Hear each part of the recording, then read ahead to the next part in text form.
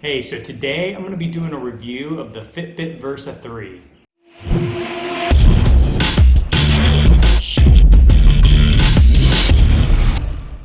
Hey, this is Greg with Discovering Strength, a channel focused on fitness tips and product reviews for the average guy or girl trying to get in shape through strength training. If you like what you see, please consider subscribing below. Hey, so I have now had the Fitbit Versa 3 for maybe about 2 weeks, and I've been using it pretty extensively, using it for workouts, tracking my steps, etc. And I'm going to do an in-depth review of what I think about it so far. And I also did 2 previous videos on the Samsung Galaxy Watch, and you can check out those videos here. Alright, so let's get to the review. Alright, so first, the things that I like really revolve around the fitness tracking of the watch. I found that the heart rate monitor is very accurate, and that's probably the #1 thing I was looking for on the Samsung Galaxy Watch. That was a major issue. But I also like just the interface for different exercises. You can see they've got, a big variety of different exercises you can choose from, and I like the interface. I normally do mostly weightlifting, so they've got one there for weights. I like how it looks. I can see my heart rate, calories burned, and the time elapsed. They also have this feature where they look at, based on your heart rate, the zones that you're in. So I'll show you here, just you can toggle through the different options, different views you want to see. So when you finish a workout, I'll show you what it looks like. Then you can go ahead and hit end, and it will give you a brief summary of what you've done, your stats, and then you just hit done there. So I did test this with weightlifting, also did some walking. Big difference there is that it's going to connect to GPS. I'm in my garage, so it may not pick up in here, but I didn't have any issues with the GPS when I used it. And then I also did swimming. I have a pool here in the community, did swimming, and I used this probably to swim for about an hour, had absolutely no issues, so that seemed to work just fine. And it looks like there it locks so that the water is not going to bother it as you're working out. So the other thing that I like about the watch is you can see there that I'm at 94% battery life, but that is the battery life itself. It's advertised to last for up to 6 days. With just routine use, I didn't find that it lasted that long. The best I got was just under 4 days, so I think that is a little misleading. I don't think you're going to get 6 days on a charge, but overall that is still good for a smartwatch. So the Versa 3 is very lightweight. That's another nice thing about it, at least compared to the Galaxy Watch. This thing, it hardly feels like you got anything on your wrist. So one thing that really sets this watch apart from others is the fact that it has Alexa built in, and I'm all in on Alexa and smart home automation, so I find this really useful. And I will show you how you use it. So you can set it up so that you can do a long press on the button on the side. Lock the front door.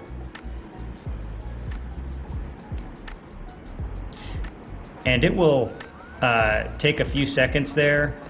It's not super quick, super responsive, but it does the job, and it will control all of my Alexa devices. The one thing I haven't been able to do with this so far with my Alexa devices is I haven't been able to do any announcements from the watch. And it seems like that's a feature that's going to be coming soon. When I try to do it, it just gives me an error message. Let's see if I can do it and show you.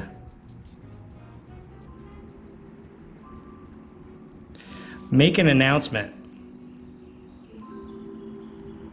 And you'll see that it says, sorry, you can't send announcements from this device yet.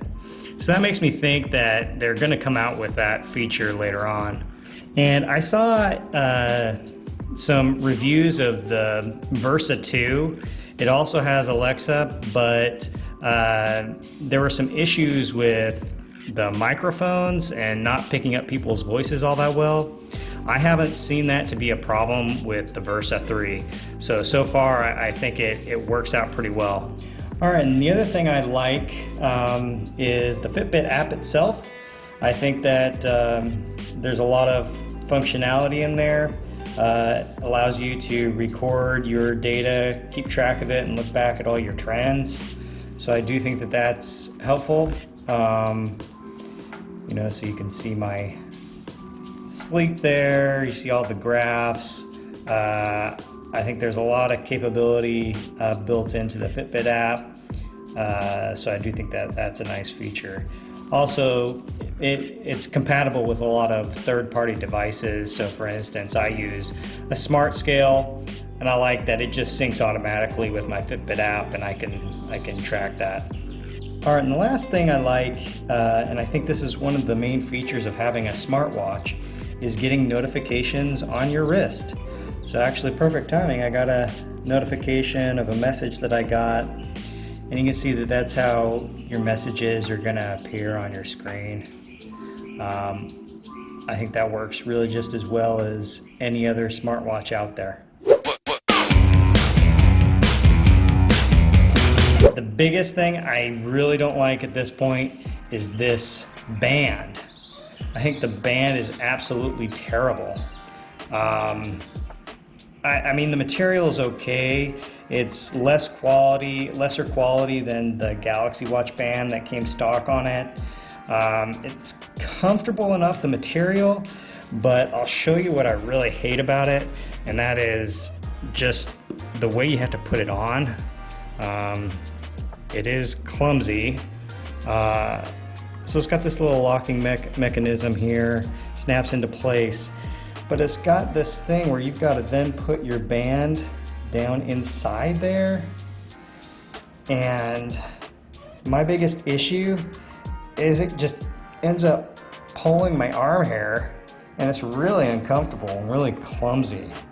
So I really hate the band. I hope soon they're going to come out with more third-party bands so I can get something better. So it's deceiving because it looks like here you've got a fairly big screen to work with, but if you look closely, they're not utilizing this full screen, so it doesn't go all the way to the edge.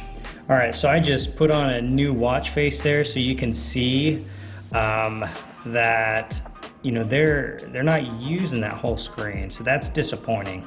Alright, so another thing I've noticed is that the operating system is a little bit sluggish.